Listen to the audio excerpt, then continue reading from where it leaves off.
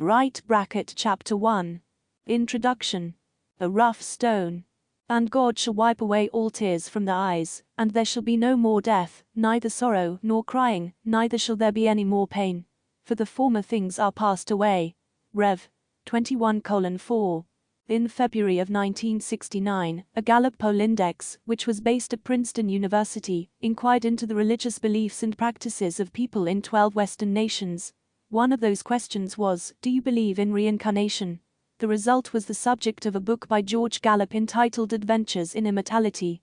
On page 137 he lists the percentages in some of those nations that believe they will be born again into mortality, i.e. Austria 20%, Canada 26%, France 23%, England 18%, Germany 25%, Greece 22%, Norway 14%, Sweden 12%, Holland 10%, USA 20%. According to a recent newspaper item, the USA percentage was even a little higher. Article says 23% of Americans believe in reincarnation. USA Today, Friday, November 12, 1993.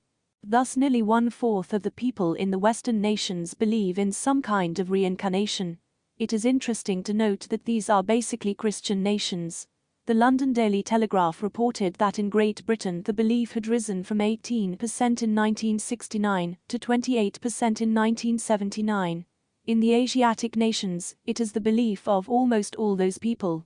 According to Jedus MacGregor, of all ideas in the history of religion, none is more universal in its appeal than is that of reincarnation. Reincarnation in Christianity, page 1. It has been estimated that almost half of the population of the world believe in some form of rebirth into another mortal life. For this reason it cannot be simply shrugged off as another superstition or unpopular religious concept.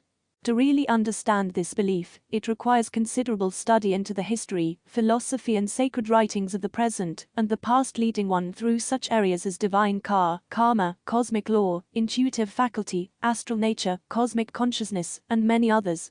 It will take a person into the darkest jungles of Africa, through the temples of the ancients, and among the customs of pagans, Christians and even atheists. Right bracket Certainly faith, sincerity or desire do not prove that a religious belief is correct. Many pious worshippers incur unnecessary suffering and sorrow because of their incorrect devotions. Sad as it may be, almost the entire history of mankind is an account of false worship, false gods, and all the ills that attend such a course. New witness for the Articles of Faith, McConkie, page 4. The natural sciences, such as physics, chemistry, and mathematics, help us understand and distinguish the difference between theory and the absolute nature of law. More importantly, we should study and test the doctrines and teachings of various religions to learn to separate the genuine from the imitation. Death is a doorway through which mankind dreads to pass because of the possible pain involved, because our knowledge of life after death is so limited, and because we fear the unknown.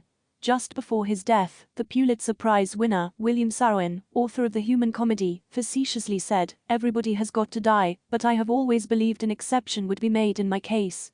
Coming Back, The Science of Reincarnation, Pub. By Bhaktivedanta Book Trust, 1982 ed. Px. There exist mixed feelings about 1. The fear of dying, 2. The joy of leaving this cruel and wicked world, and 3. The distress of thinking we will have to come back and do it all over again. Apparently the special attraction for being born again is so that disadvantaged humans may see reincarnation as a chance to be reborn to a higher or more respectable caste or social position. Spencer Palmer, I Have a Question Ensign, August 1989, page 52. Right bracket Some people adopt the theory of reincarnation into the realm of their religious beliefs, with the comment that one guess is as good as another. This is certainly a weak basis for a religion that should entail the principles of revelation, inspiration, and an understanding of Scripture.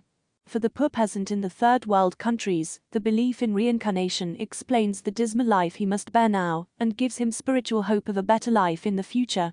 For him, a belief in reincarnation is at least better than anything else available to him. This also applies to many Catholics and Protestants who believe in a God that is invisible, formless and scattered throughout the universe. If their religion teaches them that when they die, they will be just like him, that is a confusing and depressing thought, and once again, a belief in reincarnation may be a slight improvement. but for saints in these latter days, who through modern revelation have further light and knowledge and a clearer understanding of the plan of salvation, this so-called attraction to reincarnation should not be so necessary or appealing. The following warning should be carefully considered before proceeding further on this subject. But most reincarnation literature is poorly informed, highly speculative, superficial, and inconclusive. Some books purport to document cases of people who, under hypnosis, have been regressed to previous lifetimes. They describe in detail houses they lived in, streets they walked on, parks they frequented as children, and the names of their former parents, friends, and relatives. All this makes for interesting reading, and while such books have certainly stimulated the ever-widening public interest and belief in reincarnation, careful investigations have revealed that many of these so-called past life regression cases are rife with speculations, inaccuracies, and even fraud.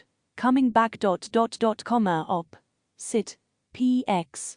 Right bracket. While reincarnation is a subject of fascinating study, before accepting it as a tenet of one's religion, an extensive search should be conducted far beyond that of just an intellectual exercise. As the reader searches for the whole truth through the pages of this book, maybe he will feel that his faith and knowledge in this area will advance from that of a rough stone to a polished jewel.